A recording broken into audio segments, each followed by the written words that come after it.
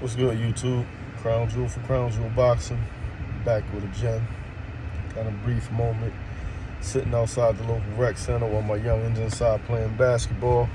So I wanted to come on, because I ain't been on in a while, and respond to some local boxing action and news. Haven't really been posting because some of you may not know, some of you may. I'm currently training 5 professional fighters and 6 or 7 amateurs, so I've been pretty focused on working with them.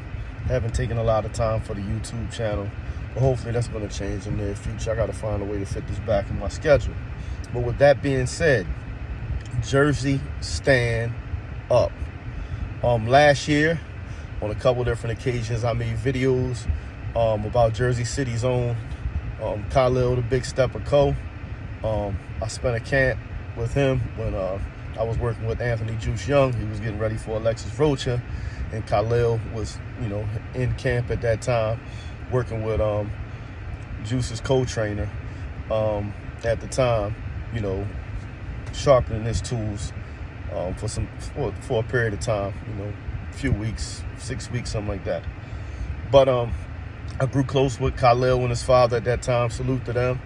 And I noticed at that time, quite a few attributes that I liked in Khalil. One, he has the temperament of a fighter. He's going to go huge heart, knockout power in both hands. But the thing that struck me the most, being as though I came up under some guys with this very same attribute, in Bruce Seldon, Virgil Hill, Kevin Watts, Levander Johnson, Carl the Truth Williams. He has an outstanding jab.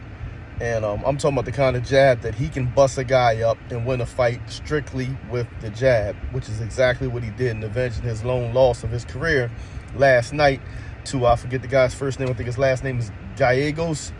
Went to his hometown in Mexico and got it back in blood. He was stopped in his last fight on Jerron Boots and his undercard at the Wells Fargo Center. It since came out that, he was ill during that fight. I don't doubt that. I've also heard he had a hand injury. I don't doubt that, but I will say I'm a truth teller, and I think in that fight, he fought the wrong fight. Even though those other things are going on, I think had he fought the way he was capable of fighting, the way he should have fought, he would have won on that night as well. And what I mean by that is I think, like a lot of punchers, he fell in love with his power. And he went and just tried to walk to Gallegos a little too early in the first fight. He hurt him in the first couple rounds and just decided to abandon his game plan and get him out of there. Now, I can be completely wrong. That's just what I saw. But on the contrary, last night, I see he brought in my guy Boxing Rail. And I seen, to me, a more disciplined, more driven, more assertive, more focused Khalil Big Steppa Co. It was obvious and evident from the very beginning that he was going to be defensively responsible. Secondly, but firstly, he was going to work behind an authoritative jab and dictate the action through it. And by the second round, he was already starting to bust his opponent up with the jab alone. He had rocked him with his jab. He set up a couple big right hands, but even when he hurt him, unlike the first fight, he just didn't go in and try to finish him. He continued to methodically break him down behind the left jab, kind of like, my guys of the past, Carl the Truth Williams, RIP champ, and Bruce Seldon Sr. Actually, I'm training Bruce Seldon Jr. right now. Guys that just beat you up with the left jab. And that's exactly what Khalil did last night. He was patient. His jab was accurate. It was quick, again, and it was authoritative. And he basically neutralized everything his opponent had with that jab. And I tell young fighters all the time, it's the most important punch in boxing for that very reason. You can win the fight with an educated jab alone. And I think along with, heart, determination, and of course punching power, that is exactly what Khalil Co did last night. Hats off to him and also Boxing Rail. Very proud of you guys. Rel is also, helping me here and there with my son right now. So, like I said, hats off to you guys. Beautiful performance, beautiful win. Can't wait to see what the rest of the year has in store for you. And you showed the world what I already knew, is that is a tremendous fighter that, when focused, and on task and properly prepared is a problem for anybody in the light heavyweight division, and I stand on that.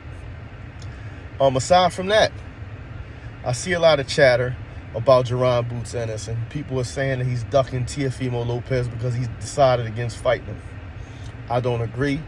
I know some of my YouTube cohorts think that because T.O. is making these racist statements and boxing is a combat sport, that black fighters should take the fight with him and punish him inside the ring for what he's saying. I don't agree.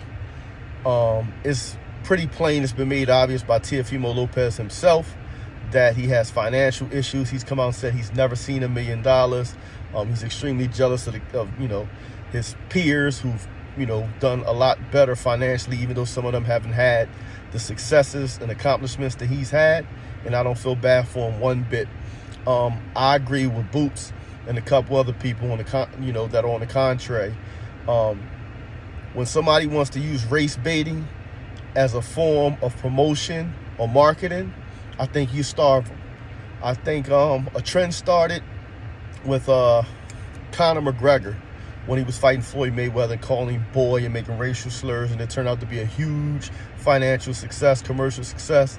And I think morons like Teofimo Lopez picked up on that and thought that was the way or the ticket to get himself enriched by insulting a whole race of people. And he's done it through several. He's done it to Puerto Ricans, he's done it to blacks, and like I said, I maintain he came into that one fight as a circus conductor and left as a clown. And I maintain he's a clown, and anybody's out there that's using terminology that was used to demean and belittle a race of people that were impoverished and went from being enslaved to discriminated against, and just happened to be the downtrodden, overlooked, and mistreated in this country for I don't know, 400 years now. I can't condone that. And like I said, hats off to Jaron Ennis, who said, no, I'm not fighting you. I'm not going to help you become a millionaire. I'm not going to help you get your life together, even if it means I get a chance to put hands on you. You know why? Because boxing is not schoolyard politics. It's not prison politics. It's not street politics. It's not about, I don't like what you said, so I'm going to fight you, with in turn is going to help you become a millionaire and have you set for life. No, your ignorance is going to cost you. It's going to hit you in your pocket. And since the powers that be, which the WBO act like they were going to do something but still hasn't, since they don't want to do what they're supposed to do, as in what would happen if he was in the NFL, the NBA, or Major League Baseball making these kind of statements, they would hit him in the pocket. I agree with these fighters that stand up and say, no, I'm going to hit you in your pocket. I'm not going to give you an opportunity to share the ring with me in what will be the biggest fight of your career, which will be very lucrative and give you your first 7-figure paycheck. I'm going to deny you that. You want to be ignorant? Sit there in your ignorance and have a little poverty to go with it. And I hope his baby mom or ex-wife, whatever she is, continues to turn the screw and get him for every penny he got. Because that's what you deserve when you behave the way he's behaving and you say some of the things he said. I don't look at it as banter. I don't think it's funny. I don't think it's clever. I don't think it's great marketing. I don't think it's anything other than disgusting, cowardly, and just unmanly. So again, hats off to you, Jaron Boots Ennis. Stand on business. I hope you do get the fight with Brian Norman Jr., in which I have no doubt he will stop Brian Norman Jr. And then go ahead and get the mega showdown in the winner of the Mario Barrios Manny Pacquiao fight early next year, which will be a blockbuster event for Boots, a chance for him to make tens of millions of dollars, and he'll be able to do it while keeping his morals intact and standing up for his people by saying, no, Teofimo Lopez, you will not become a millionaire on my back because you don't respect and honor my people. And hats off to him. To me, that takes tremendous courage. That shows you who he is as a man. That shows you again that Mr. Bozy Ennis has done a great job with that young man, not only as a fighter, but as a person. And I salute you, Boots. That guy does not deserve to share the ring with you. He has to make right some of his wrongs before, to me, any of the affluent African-American fighters give him a shot. You want to talk crazy? Cool. Let your fight game and your career continue to be crazy. Let you continue to miss out on opportunities. And like I said, I wouldn't mind seeing him blackballed and impoverished, because that's what he deserves when he talks the way he talks. That's all I have for y'all right now. Again, signing off. Shout out to Khalil, Big Steppa Co.